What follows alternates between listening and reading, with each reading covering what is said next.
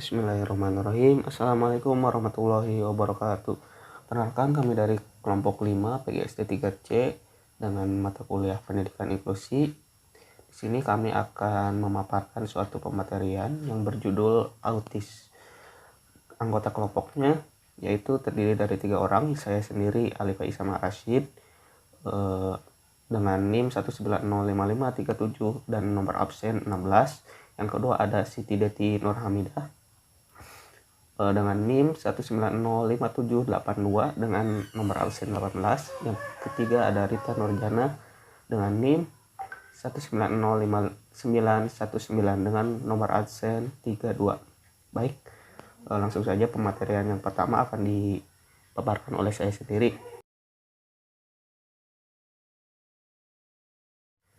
Baik, yang pertama yaitu definisi autis. Autis di sini berasal dari kata auto yang berarti sendiri. Nah, diartikan autis ini karena konotasi orang-orang yang penyandang autis itu biasanya asik dengan dunianya sendiri gitu. Secara umum autis ini bisa digolongkan menurut gangguannya bisa digolongkan kepada beberapa hal ya. Yang pertama yaitu gangguan komunikasi, gangguan interaksi sosial, gangguan perilaku motorik, gangguan emosi, dan gangguan sensori. Sedangkan secara definisi yang mudah dimengerti, autisme adalah suatu penyakit otak yang menyebabkan seseorang itu kekurangan atau kehilangan kemampuannya untuk berkomunikasi, berhubungan dengan sama orang atau memberikan respon terhadap lingkungannya, seperti itu. Nah, lalu sejarah autis ini sebetulnya autis ini bukanlah suatu kondisi yang baru ya. Autis ini sudah terjadi sejak zaman dulu. Nah, namun pendefinisian autis zaman dulu dengan sekarang berbeda gitu. Nah, ketika ada suatu kondisi, misalkan ada seorang anak yang waktu kecilnya itu ketika digendong dia menolak, ataupun misalkan dia malamnya malah bangun tapi siangnya tidur, ataupun ketika dia mengalami emosi gitu dia bisa mukul, cakar gitu, menimbulkan suatu reaksi yang ekstrim gitu. Nah, orang-orang dulu ini beranggapan salah satunya misalkan beranggapan bahwa anak tersebut adalah anak peri gitu. Nah, karena tidak bisa menyesuaikan dengan kehidupan manusia normal seperti itu. Nah, lalu pada tahun 1943 seorang psikiater yang bernama Leo Kanner dengan ke-11 anaknya yang mengalami dengan ke-11 anak asuhannya yang mengalami gangguan sama gitu, beliau menemukan suatu karakteristik tertentu gitu. Ketika ke-11 anaknya ini seolah-olah dia itu asik dengan dunianya sendiri, maka dinamakanlah oleh beliau yaitu autis. Autis berasal dari auto, diri sendiri itu. Nah, seperti itu. Lalu perkembangan selanjutnya berasal dari seorang Yahudi dari Wina yang melarikan diri ke Amerika, ke daerah Amerika gitu. Nah, beliau bernama Bruno Bettelheim. Beliau mengaku sebagai muridnya Sigmund Freud. Nah, sedangkan Sigmund Freud sendiri di lingkungan Amerika itu sangat dikagumi waktu zaman tersebut gitu. Nah, lalu beliau dipercayakan tanggung jawab untuk mengelola sebuah asrama yang anak-anaknya memang mengalami gangguan perilaku gitu. Nah, beliau lalu mengeluarkan suatu teori The Frigid Mother, atau yang bisa diartikan bahwa anak-anak ini terjadi suatu gangguan ini karena dia itu anak-anaknya merasa ditolak oleh keluarganya, terutama ibunya gitu. Nah, tersebarnya teori ini menimbulkan suatu impact yang cukup besar gitu di kalangan keluarga Amerika di lingkungannya gitu.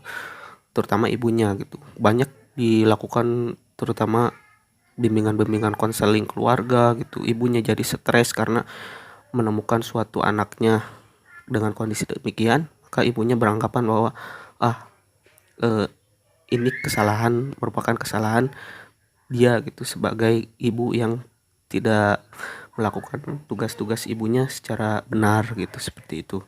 Nah, lalu teror ini pada tahun 1964 seorang bernama Bernard Rimland, seorang psikolog mempunyai anak autis, menulis buku.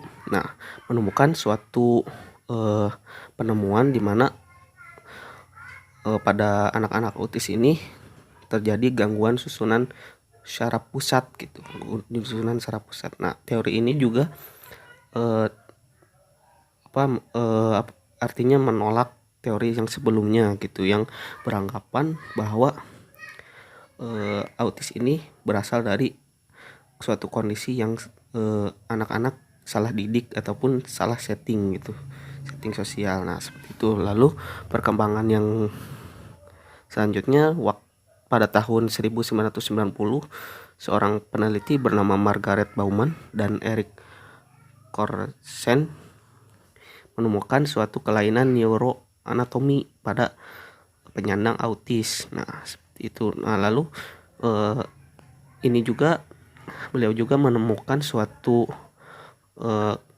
gangguan struktur pada pusat emosi pada anak-anak autis ini. Nah, teori-teori ini yang muncul waktu yang dekat-dekat dengan sekarang ini mematahkan teori-teori yang sebelumnya, terutama teori yang beranggapan the frigid mother gitu, itu. Maka terbentuklah suatu konsep baru, maka autis ini bukanlah suatu fenomena salah setting ataupun fenomena yang di luar yang di luar penjelasan secara rasional gitu. Tapi autis ini memang suatu gangguan gitu yang terjadi di otak seseorang, seperti itu. Terima kasih. Selanjutnya ada jenis-jenis autisme. Yang pertama ada childhood disintegrative disorder. Jenis ini merupakan jenis autis pada anak yang ciri-cirinya itu sudah bisa dilihat ketika anak menginjak usia 3 tahun. Ada beberapa tanda pada jenis autisme ini, diantaranya 1. Kemampuan berbahasa dan bicaranya yang terlambat. Bahkan ada juga yang sama sekali tidak menunjukkan perkembangan. Yang kedua, tidak menunjukkan adanya keinginan untuk berkomunikasi baik melalui gerak tubuh maupun mimik muka. Yang ketiga, tidak adanya keinginan untuk berkomunikasi dengan individu lain dan lebih suka menyibukkan diri dengan dunianya sendiri. Yang keempat, bila sudah mampu berbahasa, tetapi kata yang diucapkan itu tidak memiliki makna yang jelas. Yang kedua, ada Rett syndrome atau sindrom Rett. Rett syndrome merupakan jenis autisme pada anak autistik yang terjadi disebabkan oleh adanya kelainan genetik yang otomatis berpengaruh pada perkembangan otak.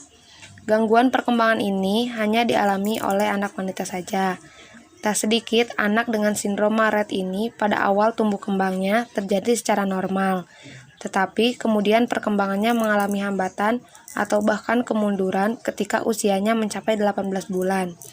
Dan sebabnya anak-anak yang memiliki sindrom Rett ini memiliki fungsi motorik yang tidak bekerja secara normal, seperti ketika untuk berbicara, menggunakan tangannya, berjalan, bahkan untuk mengunyah makanan.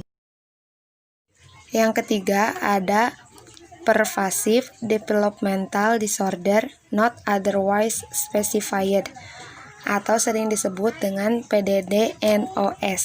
Ini merupakan diagnosa yang diberikan kepada anak yang tidak memenuhi kriteria diagnostik dari jenis autisme yang lain, tetapi anak memperlihatkan gangguan yang jelas dalam aspek komunikasi, interaksi sosial, minat, dan bahkan perhatian. Dua karakteristik utama dari gangguan ini adalah mengalami kesulitan pada keterampilan interaksi sosial dan komunikasi. Anak-anak dengan diagnosis ini memiliki kesulitan membaca ekspresi wajah dan yang berkaitan dengan perasaan orang lain. Mereka mungkin tidak tahu bagaimana merespon ketika seseorang tertawa atau menangis. Yang keempat ada Asperger Syndrome atau sering disingkat AS. Asperger Syndrome ini merupakan gangguan saraf yang tergolong ke dalam gangguan spektrum autisme. Gangguan spektrum autisme atau yang lebih dikenal dengan autisme merupakan gangguan pada sistem saraf yang mempengaruhi kemampuan seseorang dalam berkomunikasi dan berinteraksi dengan orang lain. Jenis autisme ini dalam perkembangan berbicaranya tidak terganggu, tetapi mereka hanya kurang berkomunikasi secara timbal balik. Materi selanjutnya ada ciri-ciri autisme. Yang pertama, perkembangan yang tidak seimbang. Perkembangan yang tidak seimbang ini dikarenakan sistem motorik anak mengalami gangguan, sehingga perkembangan otak pun tidak berkembang dengan baik sebagaimana mestinya. Mereka cenderung tidak tertarik dengan segala jenis interaksi dengan orang lain. Bahkan bisa jadi anak itu tidak tertarik dengan mainan seperti anak pada umumnya. Yang kedua, menyukai kegiatan yang berulang. Misalnya, ada anak yang sering melompat-lompat, apalagi jika melakukan kegiatannya itu dilakukan tidak kenal tempat gitu, dilakukannya dimanapun dan kapanpun. Karena ciri autisme yang bisa dikenali sejak dini, salah satunya yaitu seringnya melakukan kegiatan yang dilakukan secara berulang-ulang. Yang ketiga, gangguan komunikasi. Salah satu ciri yang mudah dikenali pada anak autis adalah dari gaya bicaranya. Biasanya memiliki gaya bicara yang khas yaitu gagap, terlambat dan kurang bisa mengerti kata-kata yang sering digunakan oleh orang-orang pada umumnya. Anak autis terkadang juga memiliki bahasa dan istilah sendiri yang membuat lawan bicaranya bingung. Ciri yang keempat yaitu membenci suara bising. Jika kita sedang melakukan pembicaraan atau berkomunikasi dengan anak autis, jangan menggunakan nada dan intonasi yang keras. Karena ketika mereka mendengar suara yang terlalu keras, biasanya mereka akan gelisah dan tidak tenang, bahkan akan memberikan respon yang berlebihan seperti sampai menjerit-jerit dan berteriak-teriak. Selanjutnya, yang kelima itu tidak suka kontak fisik. Salah satu ciri anak autis yaitu tidak menyukai adanya kontak fisik, apalagi dengan orang yang baru ditemuinya. Nah, jika kita berjabat tangan misalkan, maka dia tuh akan cenderung menghindar dan bahkan bersembunyi. Anak autis juga tidak menyukai ada pembicaraan dengan orang lain. Sekalipun dia mau berbicara atau berkomunikasi, mereka tidak akan memandang lawan bicaranya. Yang keenam, memiliki emosi yang tidak stabil. Anak autis juga tidak bisa mengontrol dan mengendalikan emosinya. Mereka akan meluapkan segala emosinya dan biasanya terjadi pada waktu yang tak terduga dan dalam situasi apapun. Misalnya, sedang bermain saja di rumah, tiba-tiba dia menangis, tiba-tiba dia menjerit, dan bahkan tiba-tiba tertawa tanpa sebab yang jelas. Selanjutnya, ketujuh, asik dengan dunianya sendiri. Anak autis memiliki dunianya sendiri dan hanya dialah yang tahu bagaimana cara menikmati dunianya tersebut. Saat bermain dengan dunianya sendiri inilah mereka akan mengekspresikan kemampuan berbicaranya atau kemampuan berkomunikasi seolah-olah dengan orang lain di dunianya itu. Yang kedelapan, tidak mau melakukan kontak mata. Anak autis akan berusaha untuk menghindari kontak mata secara langsung pada lawan bicaranya. Sekalipun dia mau untuk berbicara atau berkomunikasi dengan orang lain, ia akan cenderung menunduk ketika berkomunikasi. Yang kesembilan, tubuh anak terasa kaku pada saat digendong. Nah, untuk ciri yang ini bisa dilihat atau bisa dikenali pada saat bayi, yaitu di rentang usia 6-12 bulan. Ketika anak akan digendong, tubuhnya itu akan terasa kaku seakan-akan tidak memiliki ketertarikan untuk digendong atau melakukan kontak fisik secara langsung. Yang terakhir, ciri ke-10, belum bisa berjalan saat usianya menginjak 2-3 tahun. Pada umumnya, ketika anak menginjak usia 2-3 tahun, anak sedang aktif-aktifnya karena sudah bisa berjalan dan mengeksplor lingkungan di sekitarnya. Namun berbeda dengan anak autis, pada usia 2-3 tahun, mereka itu belum bisa berjalan, dikarenakan perkembangan motoriknya yang lambat, sehingga mengakibatkan kejadian seperti itu. Pendekatan pembelajaran anak autis. Terdapat beberapa metode pendekatan pembelajaran yang dapat diterapkan terhadap anak autis. Di antaranya adalah yang pertama, Discrete Trial Training atau DTT. Metode ini merupakan sebuah metode turunan dari pendekatan Applied Behavior Analysis atau ABA yang sistematik, terstruktur, dan terukur, yang didasari oleh model perilaku operant conditioning, yakni suatu perilaku tertentu dikendalikan melalui manipulasi imbalan dan hukuman dengan memecah materi menjadi bagian-bagian kecil dalam pengajarannya. Dalam prakteknya, guru memberikan stimulus pada anak agar anak memberi respon. Apabila perilaku anak itu baik, guru memberikan reinforcement atau penguatan. Sebaliknya, perilaku anak yang buruk dihilangkan melalui timeout atau hukuman. Bagian-bagian dari metode ini yaitu stimuli dari guru atau terapis agar anak berespon, kemudian respon anak, lalu konsekuensi, kemudian berhenti sejenak, dan dilanjutkan dengan perintah selanjutnya. Yang kedua, intervensi LEAP, Learning Experience and Alternative Program for Preschoolers and Parents. Metode ini menerima berbagai kelebihan dan kekurangan anak autistik. Titik berat dari teori dan aplikasi praktis yang mendasari program ini adalah perkembangan sosial anak menggunakan teknik pengajaran, reinforcement, dan control stimulus. Metode ini menggunakan stimulus respon, tetapi anak langsung berada dalam lingkungan sosial atau dengan teman-temannya. Dalam metode ini, anak autistik belajar berperilaku melalui pengamatan perilaku orang lain. Yang ketiga, Flirt Time. Tokoh yang mengembangkan metode ini adalah Greenspan. Pendekatan Flirt Time berdasarkan pada teori pengembangan interaktif, perkembangan keterampilan kognitif dalam 4 atau 5 tahun pertama kehidupan berdasarkan pada emosi dan relationship. Hubungan pengaruh dan interaksi merupakan komponen utama dalam teori dan praktek model ini. Flirt Time merupakan teknik pembelajaran melalui kegiatan intervensi interaktif. Interaksi anak dalam hubungan dan pola keluarga merupakan kondisi penting dalam menstimulasi perkembangan dan pertumbuhan kemampuan anak, baik dari segi komunikasi, sosial, maupun perilaku anak. Yang keempat, TEACCH, Treatment Education of Autistic and Related Communication and Handicapped Children. Metode ini mulai dikembangkan tahun 1966 oleh Eric Schopler dari University of North Carolina di Chapel Hill.